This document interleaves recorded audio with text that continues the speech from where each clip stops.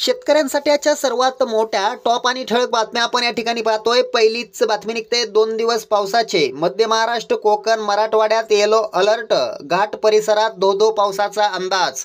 पुढली मोठी बातमी निघते सोयाबीनचं गाळप वाढलं, शेतकऱ्यांना मिळणार का दराचा दिलासा? शेतकऱ्यांचा सवाल। पुढली मोठी बातमी निघते कृषी विभागाची मोठी कारवाई, 207 कृषी केंद्रावर निर्बंध।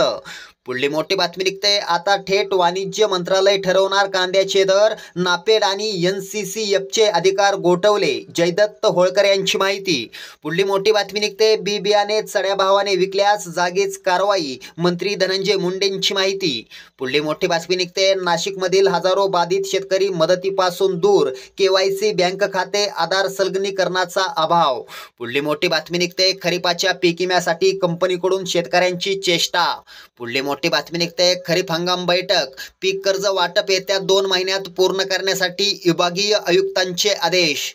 पुढली मोठी बातमी निघते झारखंड सरकार देणार शेतकऱ्यांना भरड धान्यासाठी 15,000 रुपये, तर महाराष्ट्र सरकारकडून ही मोठी घोषणा, शेतकऱ्यांना दिलासा। शेतकऱ्यांसाठी या होत्या सर्वात मोठ्या टॉप आणि ठळक बातम्या।